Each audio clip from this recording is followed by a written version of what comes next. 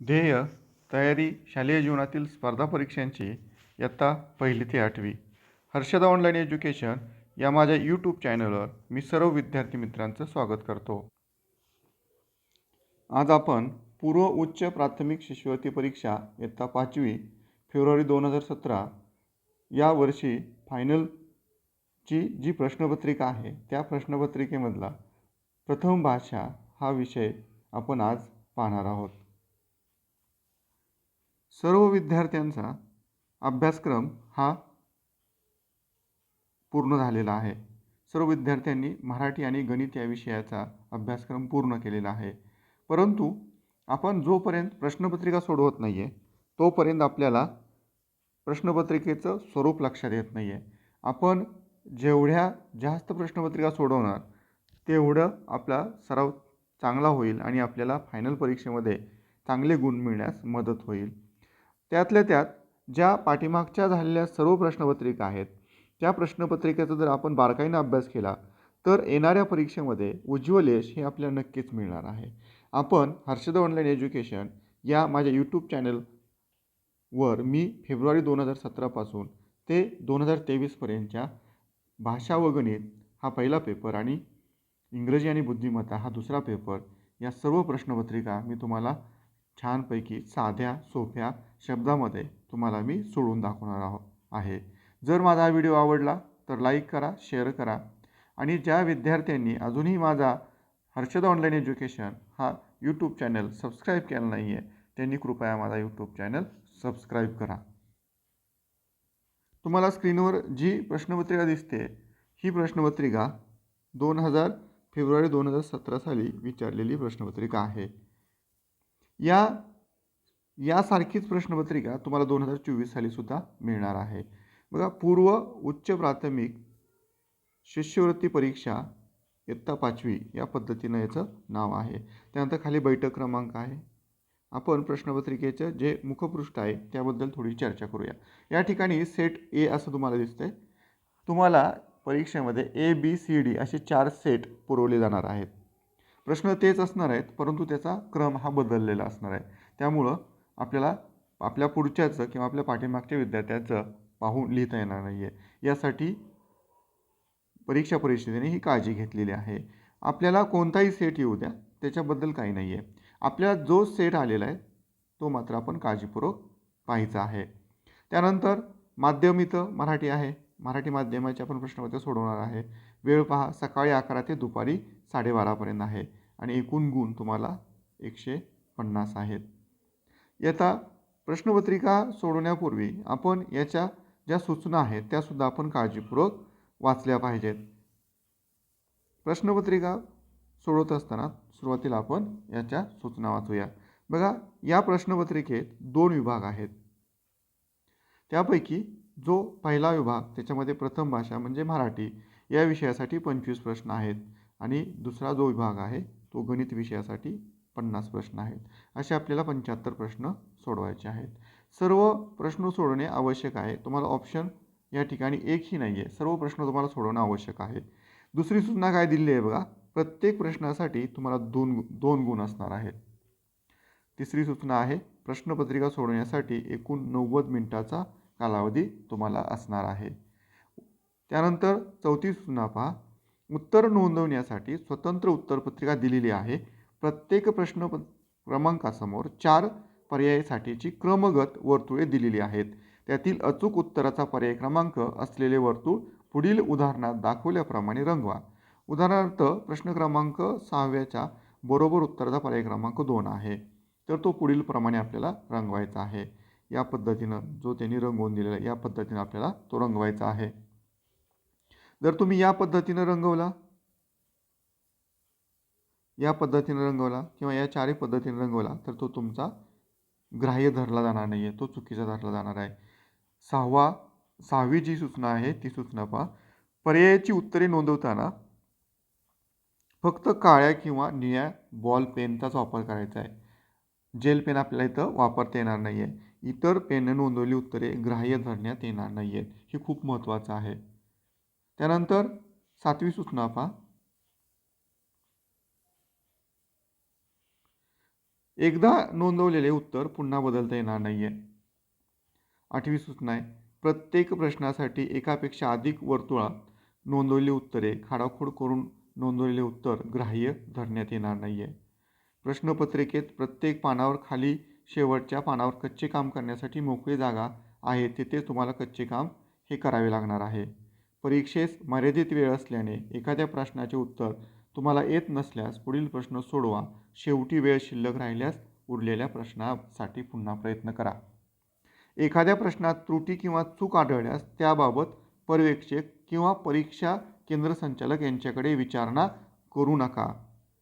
प्रश्नातील त्रुटी, चूक, आक्षेपाबाबतचे जे लेखी निवेदन शाळेने किंवा पालकांनी गट शिक्षणाधिकारी किंवा शिक्षणाधिकारी यांच्याकडे न पाठवता थेट परीक्षा परिषदेकडे मान्य आयुक्त यांच्या नावे समक्ष टपालाने किंवा ईमेलने पाठवावे. त्रुटी, चूक, आक्षेपाबाबतचे लेखी निवेदन पाठवण्याची मुदत परीक्षा परिषदेच्या संकेतस्थळावर अंतरिम म्हणजे तात्पुरती उत्तरसूची प्रसिद्ध झाल्यापासून 10 दिवसापर्यंत राहील. मुदतीच्या अंतिम दिनांकापर्यंत परिषदेस प्राप्त झालेल्या लेखी निवेदनांचीच नोंद घेतली जाईल. मुद्रण दोष किंवा अन्य कारणामुळे प्रश्न चुकीचा असल्याचे आढळल्यास तज्ज्ञ समितीच्या अभिप्रायानुसार तो रद्द केला जाईल. या सूचना आपल्याला प्रत्येक प्रश्नपत्रिकेमध्ये पाहायला मिळतील.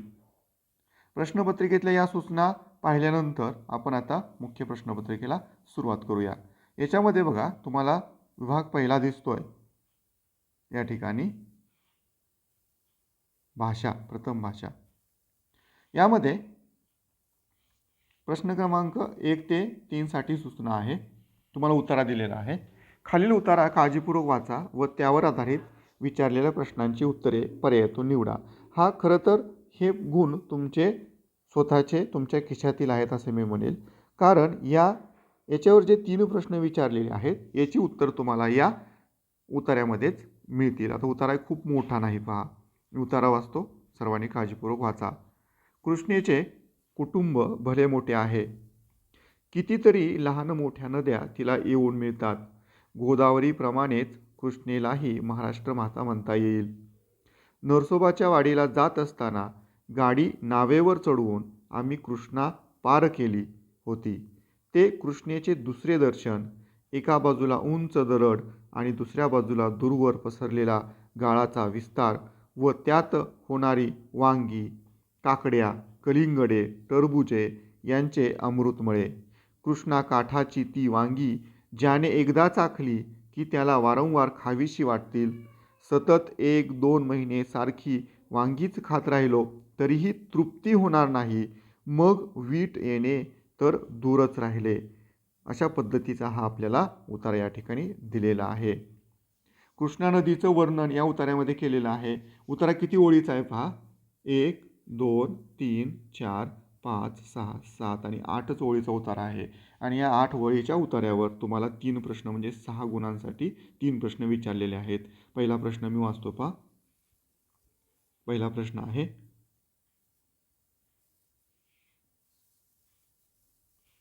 महाराष्ट्र माता.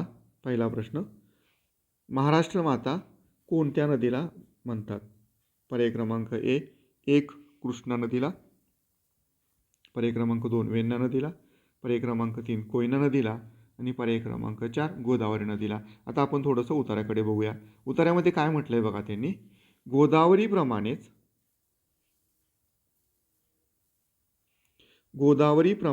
असं म्हटलेलं आहे बघा.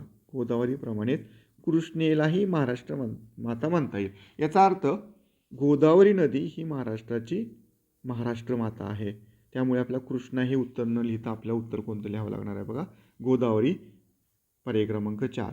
म्हणजे प्रश्न क्रमांक 1चं उत्तर आहे पर्याय क्रमांक 4. आपल्याला उत्तर सूचीमध्ये प्रश्न क्रमांक 1चं पर्याय क्रमांक 4 हे आपल्याला रंगवायचं आहे.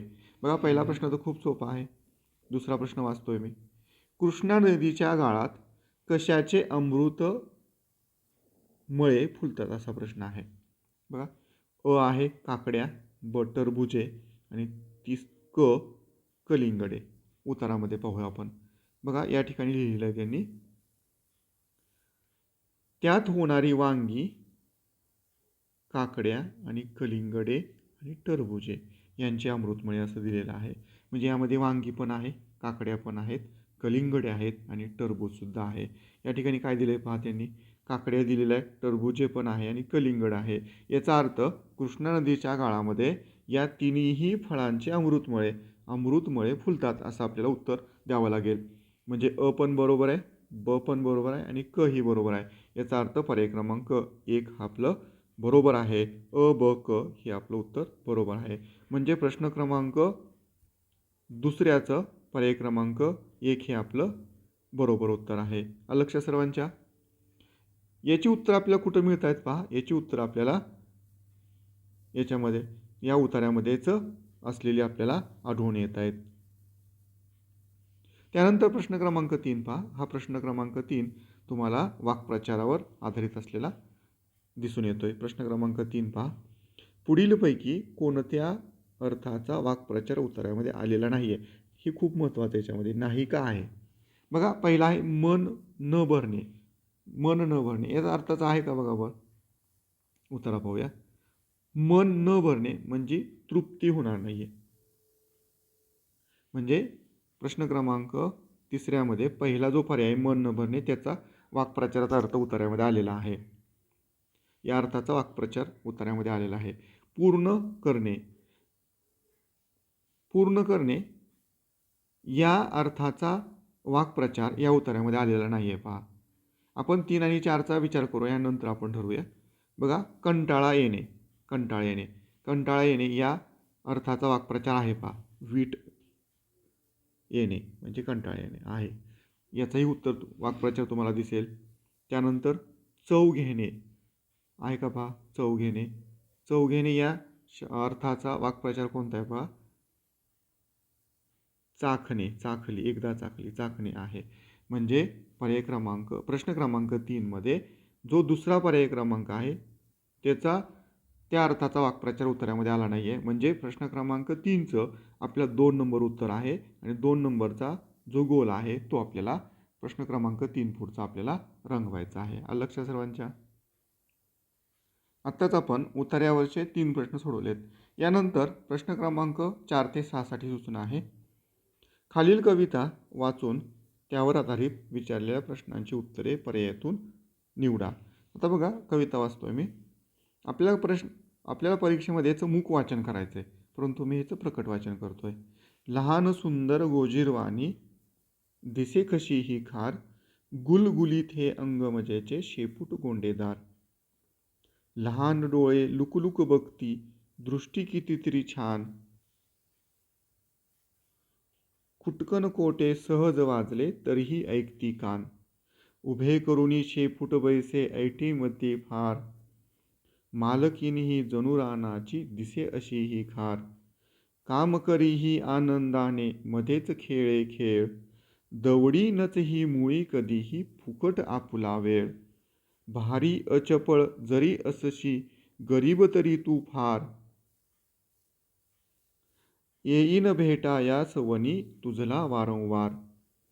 5 कडव्यांची ही कविता आहे. कविता पाहिली तर आपण खूप सोपी आहे आणि आपल्या वाचण्यामधली आहे. खार कविता पाठीमागं आपल्याला एक असेल इयत्तेमध्ये आपल्याला झालेली पण आहे. प्रश्न क्रमांक 4 बघा. कवीला खार रानाची मालकीन केव्हा वाटते? पहिला पर्याय ती शेपटी उभारून ऐटीत बसते तेव्हा. दुसरा आहे आनंदाने काम करते तेव्हा. तिसरा पर्याय आहे गोजीरवाणी दिसते तेव्हा. आणि चौथा पर्याय आहे ती डोळे लुकलुक करून बघते तेव्हा. आपण कवितेमध्ये पाहूया. या ठिकाणी लिहिले बघा कवीने, उभे करुणी शेपूट बैसे ऐटीमध्ये फार, मालकीन ही जणू रानाची दिशेही अशीही कार. म्हणजे या ओळीवरून आपल्या असं लक्षात येतं की ती शेपटी उभारून ऐटीत बसते तेव्हा कवीला ती खार रानाची मालकीन आहे असे वाटते. म्हणजे प्रश्न क्रमांक 4चं पर्याय क्रमांक 1 उत्तर आहे. म्हणजे 1 क्रमांक आपल्याला काय करायचा आहे, रंगवायचा आहे. आलं लक्षात सर्वांच्या? प्रश्न क्रमांक 5 पहा. वरील कवितेनुसार विशेषण व नाम यांची चुकीची जोडी आपल्याला शोधायची. चुकीची का बरोबर हे खूप काळजीपूर्वक आपल्याला वाचावं लागणार आहे. पहिलं गुबगुबीत अंग, दुसरा पर्याय लहान खार, तिसरा लुकलुक डोळे आणि चौथा गोंडेदार शेपूट. आता या कवितेमध्ये काय पाहिलं, अंगा या नामाविषयी कोणतं विशेषण वापरलंय पहा. कविता पहा सर्वांनी. या ठिकाणी गुलगुलीत वापरलेलं आहे. गुलगुली आहे का पहा.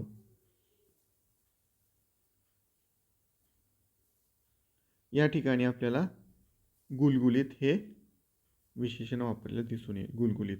पण या ठिकाणी काय दिलंय पहा त्यांनी, गुपगुपीत, म्हणजे ही चुकीची जोडी आहे. त्यानंतर लहान खार ही बरोबर जोडी आहे. लुकलुकू डोळे आहे का पहा कवितेमध्ये. लहान डोळे लुकलुकू बघते आहे. डोळे या शब्दाविषयी, नामाविषयी लुकलुक हे विशेषण आलेलं आहे, म्हणजे ही जोडी बरोबर आहे. आणि तिसरं गोंडेदार शेपूट आहे का पहा. गोंडेदार शेपूट.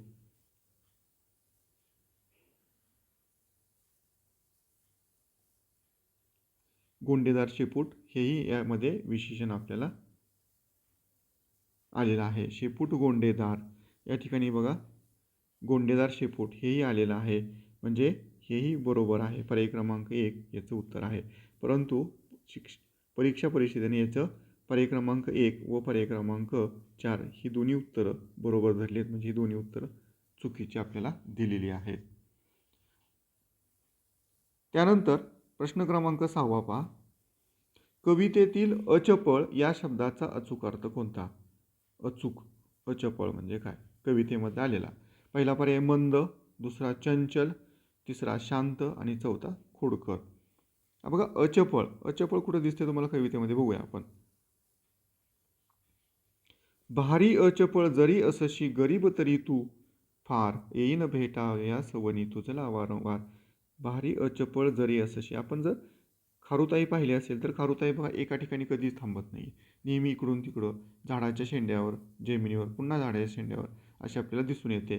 या ठिकाणी चंचल हाही पर्याय बरोबर आहे आणि खोडकर हाही पर्याय या ठिकाणी बरोबर आहे. म्हणजे प्रश्न क्रमांक 6 ज्या विद्यार्थ्यांनी 2 लिहिलं होतं त्यांचे उत्तर बरोबर केलेलं आहे शिक्षा परिषदेनं.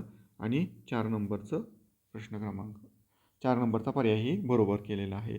या पद्धतीनं आपल्याला कविता सोडवता येते. काय अडचण आहे यामध्ये पहा.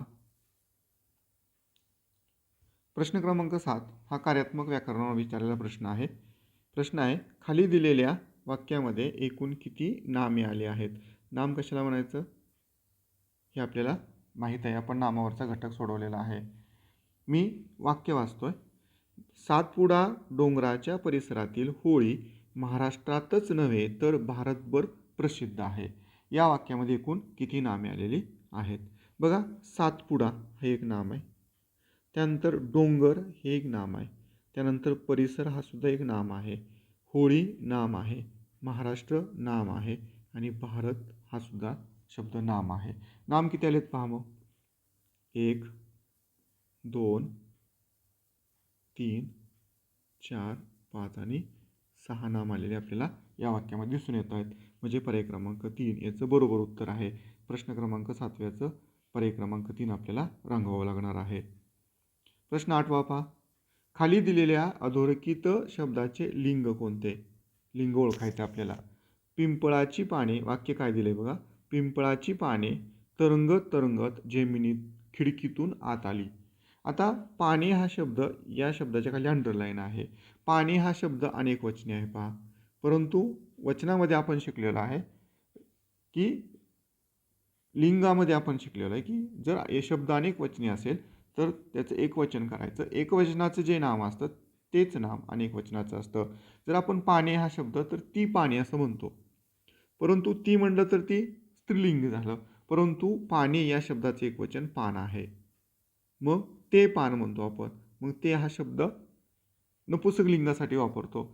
म्हणजे पान याचं जे लिंग आहे तेच लिंग पाने या शब्दात सुद्धा असणार आहे. पर्याय क्रमांक 4 आपलं याचं उत्तर असणार आहे. प्रश्न क्रमांक 9 पहा. खाली दिलेल्या वाक्यामध्ये कोणते विरामचिन्ह द्यायचे राहिले आहे. का, आम्ही आहोत की, साधना आणि जया एकदम बोलल्या. या ठिकाणी पूर्णविराम राहिला आहे का, प्रश्नचिन्ह आहे का, तिसरा पर्याय स्वल्पविराम द्यायचं राहिलं आहे का, का उद्गारवाचक चिन्ह. बघा या ठिकाणी का प्रश्नचिन्ह, आम्ही आहोत की, साधना आणि जया एकदम बोलल्या, म्हणजे या ठिकाणी प्रश्नचिन्ह द्यायचं राहिलेलं आहे. प्रश्न क्रमांक 9 पर्याय क्रमांक 2 हे बरोबर उत्तर येणार आहे. 2 नंबरचा गोल आपल्याला रंगवायचा आहे.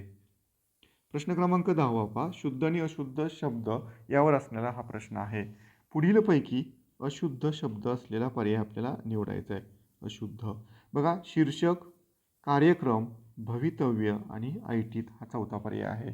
यामध्ये पहा, यामध्ये जो अशुद्ध शब्द आहे तो शीर्षक आहे.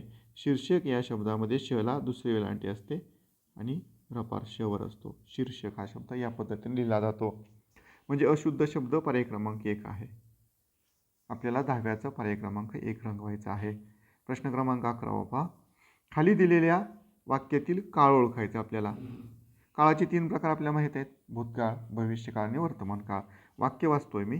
कितीतरी वेळ मी ते पाहत उभी असायची, असं वाक्य आहे. असायची, असायची म्हणजे भूतकाळामध्ये झालं. म्हणजे या 11व्या प्रश्नाचं उत्तर आहे भूतकाळ, पर्याय क्रमांक 2 आपल्याला रंगवायचा आहे. लक्षात सर्वांच्या. प्रश्न क्रमांक 12 पहा, पुढीलपैकी वाक्प्रचार व त्यांचा अर्थ यांची अयोग्य जोडी असलेला पर्याय कोणता? अयोग्य म्हणजे चुकीची. खूप महत्त्वाचं आहे, प्रश्न व्यवस्थित वाचायचा आहे. बघा, पहिला पर्याय आहे रुंजी घालणे म्हणजे भोवती फिरणे. रुंजी घालणे या वाक्प्रचाराचा अर्थ भोवती फिरणे हा बरोबर आहे. कोसळणे म्हणजे जोरात पडणे हाही वाक्प्रचाराचा अर्थ बरोबर आहे. झेंडू फुटणे म्हणजे भीतीने थरथर कापणे असा त्याचा अर्थ होतो. परंतु या ठिकाणी झेंडूला फुले येणे असं दिलेलं आहे. म्हणजे पर्याय क्रमांक 3 या ठिकाणी अयोग्य असलेली जोडी आपल्याला दिसून येते. चौथा पर्याय आपण पाहूया. धूम ठोकणे म्हणजे पळून जाणे हा सुद्धा पर्याय बरोबर आहे. म्हणजे पर्याय क्रमांक 3 हे अयोग्य जोडी असलेला पर्याय आहे. झेंडू फुटणे म्हणजे भीतीने थरथर कापणे, भीतीने तोंडाला फेस येणे असा त्याचा अर्थ होतो. म्हणून पर्याय क्रमांक 3 हे आपलं उत्तर आहे आणि ते आपल्याला रंगवायचं आहे. प्रश्न क्रमांक 13 पहा, खाली दिलेल्या चौकटीत अक्षरे जुळवून तयार होणाऱ्या म्हणीचा योग्य अर्थ कोणता? आता या ठिकाणी आपल्याला मन शोधायचे.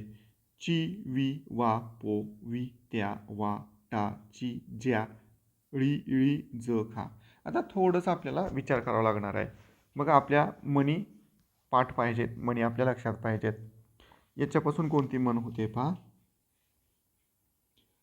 ज्याची खावी पोळी, ज्याची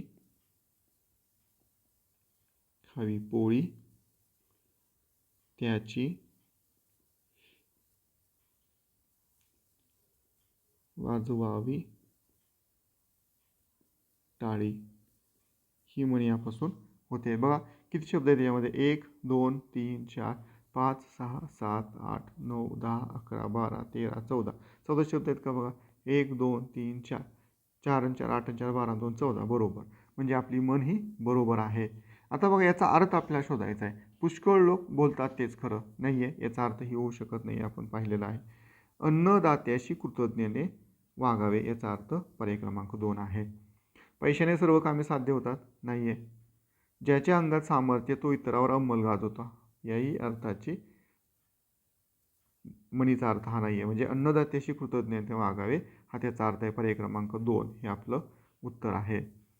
प्रश्न क्रमांक 14 ते 16 संवादावर आधारित प्रश्न आहे. मी संवाद काळजीपूर्वक वाचतो. खालील संवाद काळजीपूर्वक वाचून त्यावर आधारित विचारलेल्या प्रश्नांच्या उत्तराचा योग्य पर्याय क्रमांक आपल्याला निवडायचा आहे. स्नेहल तू रांगोळी काढ. उत्तरा वाचत असताना एक काळजी घ्यायची, त्यामध्ये जेवढी पात्र आलेत त्याच्या खाली अंडरलाईन करून घ्यायचे. स्नेहल एक आहे याच्यामध्ये. स्नेहल तू रांगोळी काढ. बाई मी साक्षीला सोबत घेऊ. बाई पण आहेत बघा याच्यामध्ये, 2 पात्र आपल्याला सापडली. घे ना पण लवकर काढ. फक्त तुम्ही दोघीच इथे आहात, बाकी सगळ्या आत हॉलमध्ये आहेत. अगं साक्षी, साक्षी पण आहे पहा इथं. अगं साक्षी, आजच्या स्नेहसंमेलनामध्ये विविध गुणदर्शनाचे कार्यक्रम झाल्यावर आपल्या वर्गाचा गौरव होणार आहे. हो स्नेहल, कालच सरांनी सांगितलंय. आपल्यासाठी ही खूपच अभिमानाची गोष्ट आहे. साक्षी, अगं आपल्याच वर्गाची निवड कशी झाली? तुला माहीत नाही? आपण लेख वाचवा अभियानात पथनाट्य केलं होतं त्यामुळे. अगं हो, त्यात अश्विनीने सासूची भूमिका केली होती. या ठिकाणी अश्विनी हा शब्द आला आहे, पण या अश्विनीचा या संवादामध्ये भाग आहे का नाही आपण बघूया पुढे. स्नेहल, झाली का तुमची कामं? चला कार्यक्रम सुरू होईल आता. झालंच आहे बाई. साक्षीने बघा किती छान रंग भरलेत. हो, पाहुण्यांना पण आवडेल दारासमोरची रांगोळी. याच्यामध्ये अश्विनीचं नाव आलेलं आहे, परंतु अश्विनीचं या संवादामध्ये कुठेही भूमिका असलेली आपल्याला दिसून येत नाही आहे. बघा, यामध्ये 14वा प्रश्न त्यांनी तोच विचारलेला आहे. वरील संवादात किती जणांनी भाग घेतलेला आहे? आपण पाहिलं साक्षी, बाई म्हणजे त्यांच्या मॅडम, आणि तिसरं कोण आहे पहा बरं, स्नेहल आहे. तिसरी जी भूमिका आहे किंवा सहभाग आहे तो स्नेहलचा आहे. म्हणजे स्नेहलचा सहभाग म्हणजे याच्यामध्ये तिघांचा डायरेक्ट संबंध आहे, सहभाग आहे.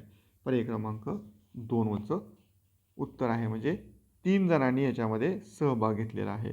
14व्याचं पर्याय क्रमांक 2 हे आपलं बरोबर उत्तर आहे. प्रश्न क्रमांक 15 पहा.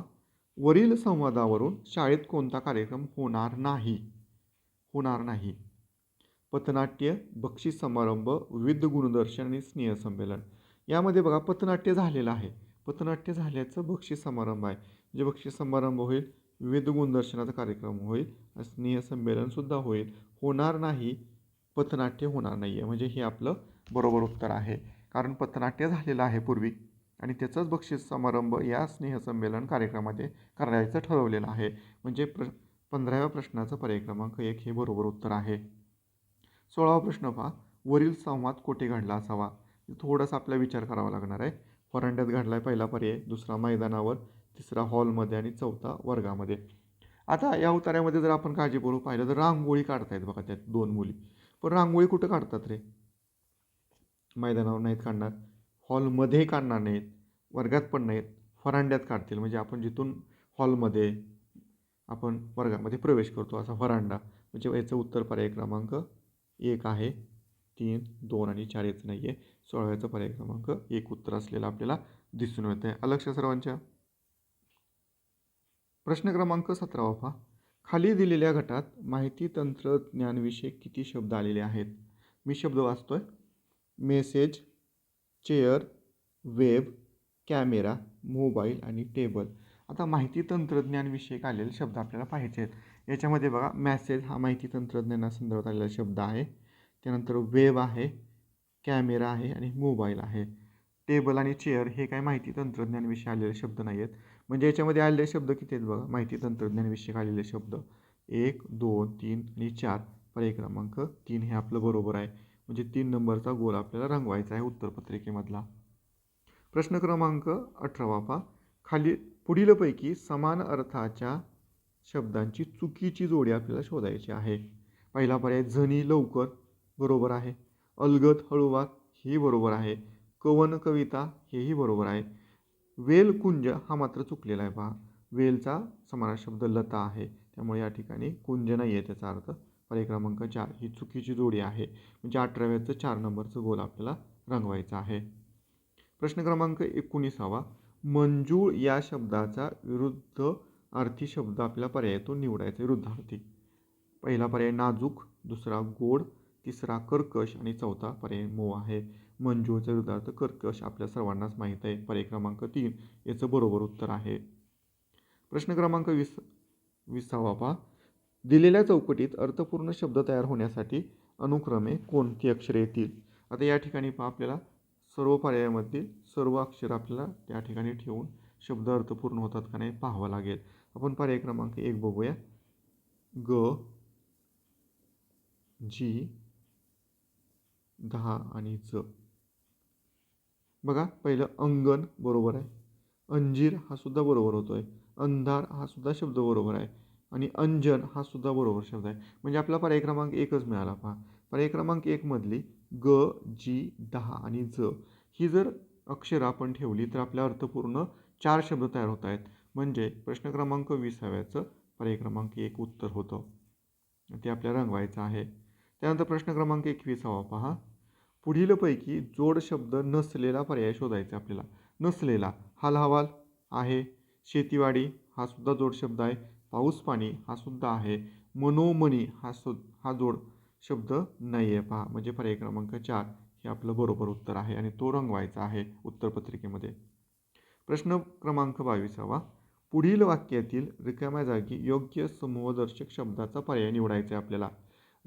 बघा वाक्य आहे, राष्ट्रध्वजाला मानवंदन देण्यासाठी सैनिकांचे टिंबटिंब तयार होते. आता सैनिकांचे, गट नाही आहे, जथ्था नाही आहे, पथक बरोबर आहे, झुंड नाही आहे, म्हणजे या ठिकाणी आपल्याला पथक हा शब्द योग्य आहे. पर्याय क्रमांक 3 याचं बरोबर उत्तर आहे.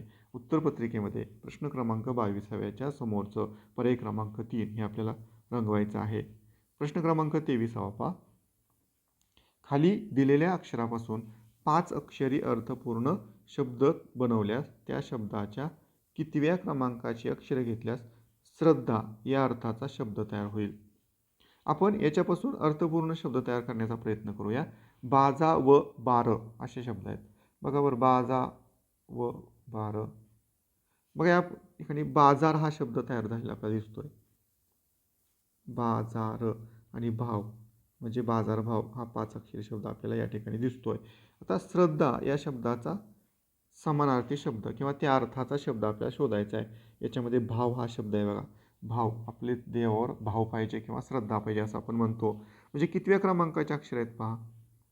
1, 2, 3, 4 आणि 5. चौथ्या आणि 5व्या क्रमांकाची अक्षरं असलेली आपल्याला दिसून येत आहेत. म्हणजे पर्याय क्रमांक 23, प्रश्न क्रमांक 23व्याचं पर्याय क्रमांक 4 हे बरोबर आहे. चौथ्या आणि 5व्या क्रमांकाची अक्षरं घेतली तर भाव हा शब्द तयार होतोय आणि त्याचा अर्थ श्रद्धा असा होतोय. या लक्षात सर्वांच्या. प्रश्न क्रमांक 24 पहा.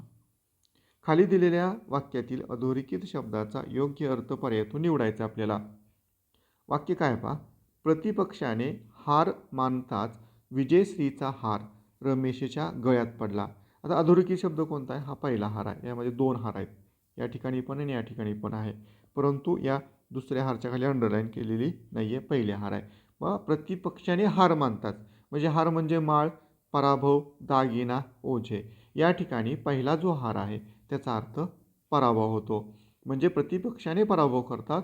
विजयश्रीचा हार, हार म्हणजे फुलांची माळ, म्हणजे पर्याय क्रमांक, जर आपल्याला दुसरा हार विचारला असता हा, तर त्याचं माळ हे पर्याय क्रमांक 1 उत्तर होतं, परंतु आपल्याला पहिल्या हारच्या खाली अंडरलाईन केलेली आहे, म्हणून पर्याय क्रमांक 2 हे आपलं बरोबर उत्तर आहे. आणि शेवटचा प्रश्न पहा. ग्रामगीता हा ग्रंथ कोणी लिहिला? भाषाविषयक सामान्य ज्ञानवर आधारित असलेला प्रश्न आपल्याला या ठिकाणी दिलेला आहे. संत ज्ञानेश्वरांनी, संत गाडगेबाबांनी, राष्ट्रसंत तुकडोजी महाराजांनी का संत तुकाराम महाराजांनी? आता पहा, संत ज्ञानेश्वरांनी ज्ञानेश्वरी लिहिलेली आहे. ग्रामगीता हा जो ग्रंथ आहे ना, हा ग्रंथ राष्ट्रसंत तुकडोजी महाराजांचा आहे. म्हणजे पर्याय क्रमांक 1, 2 आणि 4 याचं उत्तर नाही आहे. 25व्याचं पर्याय क्रमांक 3 आपल्याला रंगवायचं आहे. बघा 2017 सालची आलेली जी प्रश्नपत्रिका होती त्यातला भाषा हा जो पहिला भाग होता तो आपण छान पद्धतीनं आज घेतलेला आहे. याचा जो दुसरा गणित खूप महत्त्वाचा, गणित हा जो दुसरा भाग आहे 25 याचे 50 प्रश्न 100 गुणांसाठी हे खूप महत्त्वाचे आहेत. आपण पुढच्या व्हिडिओमध्ये खूप सोप्या पद्धतीनं प्रश्न कसे सोडवणार आहोत, प्रश्नाचा अर्थ कसं समजून घ्यायचा, प्रश्नाचा स्वरूप कसं समजून घ्यायचं आणि सोप्या पद्धतीनं कसं सोडवायचं हे आपण पुढच्या व्हिडिओमध्ये पाहणार आहोत. हा माझा व्हिडिओ आवडल्यास लाईक करा, शेअर करा आणि कृपया ज्या विद्यार्थ्यांनी माझा हा हर्षदा ऑनलाईन एज्युकेशन हा चॅनल सबस्क्राईब केला नाही आहे त्या सर्वांनी सबस्क्राईब करा. थँक्यू.